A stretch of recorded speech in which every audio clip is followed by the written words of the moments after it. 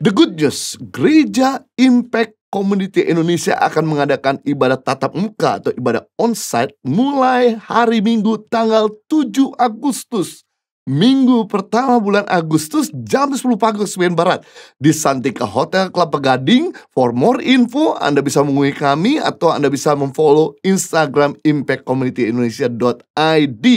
Dan pastikan Anda datang sebelumnya karena tempat terbatas, dan pasti saya percaya kita akan betul-betul mengalami lawatan Tuhan secara langsung, dan juga kami bisa berjumpa dengan saudara. Kami nantikan kehadiran saudara.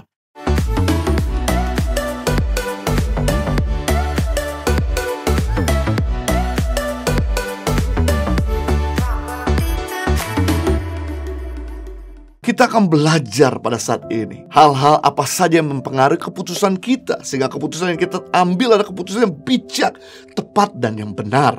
Yang pertama, ada 5 hal yang mempengaruhi kita menjatuhkan pilihan. Yang pertama adalah prioritas. Prioritas akan sangat menentukan seseorang menjatuhkan pilihan. Semakin utama prioritas yang kita tempatkan akan sangat mempengaruhi pilihan kita.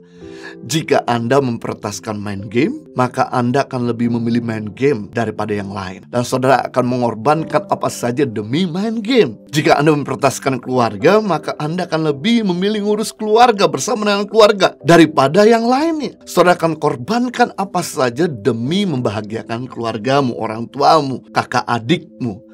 Jika Anda memprioritaskan penampilan, maka Anda akan lebih ngurusin penampilanmu daripada yang lain. Saudara akan mengorbankan apa saja demi penampilanmu supaya keren. Ketahuilah, gagal menyusun prioritas akan menciptakan problema yang baru. Gagal menyusun prioritas akan mengacaukan segala-galanya. Misalnya, di lalu lintas Anda coba tukar prioritas. Lampu merah yang Anda harusnya berhenti, namun Anda jalan. Lampu hijau yang Anda harusnya jalan, Anda berhenti. Kalau Anda putar prioritas ini, maka sekalipun kita ini berdoa puasa, rohani, rajin beribadah, suatu kali begitu lampu hijau kita berhenti, mobil di belakang akan nabrak kita. Terjadi namanya kekacauan. Prioritas yang diatur secara tepat dan seimbang merupakan tindakan bijaksana untuk mengatasi tantangan dan kesulitan hidup. Nah, saya mau bagi ada 5 prioritas hidup kita. Yang pertama adalah Tuhan. Yang kedua keluarga. Yang ketiga pekerjaan atau studimu. Yang keempat pelayanan. Yang kelima hobi. Jangan sampai hobi lebih daripada pelayanan. Jangan sampai pelayanan lebih daripada pekerjaan. Jangan sampai pekerjaan lebih prioritas daripada keluarga. Jangan sampai keluarga lebih prioritas daripada Tuhan. Ketika Anda balik susunannya, maka terjadi kekacauan. Maka hidup Anda akan jadi lebih berat untuk menjalankannya karena tidak sesuai dengan urutannya, sekuensnya. Nah, di sini kita bisa melihat bahwa prioritas kita yang pertama adalah Tuhan. Matius pasal 6 ayat 33, tetapi carilah dahulu kerajaan Allah dan kebenarannya, maka semua itu akan ditambahkan kepadamu. Wow, Tuhan sedang memberitahu bahwa kita harus mendahulukan, memprioritaskan Tuhan dan kepentingannya, maka semua itu akan ditambah. Kalau kita mencari penambahannya, belum tentu kebenaran dan kehendak Allah dinyatakan. Tapi kalau kita udah memprioritaskan kehendak Allah dan kebenaran, pasti berkat akan mengikuti. Kenapa? Karena berkat diibaratkan punya 4 kaki, manusia punya 2 kaki. Kalau Anda mengejar yang punya 4 kaki, Anda akan lelah, Anda akan capek. Tapi kalau Anda mengutamakan Tuhan, melakukan apa yang Tuhan katakan dan Tuhan kerjakan, maka sekalipun Anda lari dari berkat, sekalipun Anda berada di tempat terpencil, tempat tersembunyi, berkat akan kejar Anda. Dan ketika berkat akan kejar Anda, berkat akan dapatkan Anda. Jadi betapa alangkah ringan nih hidup ini kalau kita tuh mendahului Tuhan. Makanya orang menanti-nantikan Tuhan dapat kekuatan baru. Dia seumpama raja wali yang terbang tinggi. Dia berlari tidak menjadi lelah. Dia berjalan tidak menjadi letih. Luar biasa, pelari mana yang gak pernah lelah? Pejalan kaki mana yang tidak pernah letih? Tapi ketika kita letih, kita menantikan Tuhan, dapat kekuatan yang baru. Kita bisa melihat bahwa prioritas seseorang dari waktu dan harta yang dihabiskannya. Jika setiap hari kita tidak punya waktu sama Tuhan, berarti kita tidak menjadikan Tuhan prioritas hidup kita. Jika Anda terima gaji, lalu Anda makan semua sampai lupa untuk mengembalikan apa yang jadi milik Tuhan, maka Tuhan bukan lagi menjadi prioritasmu.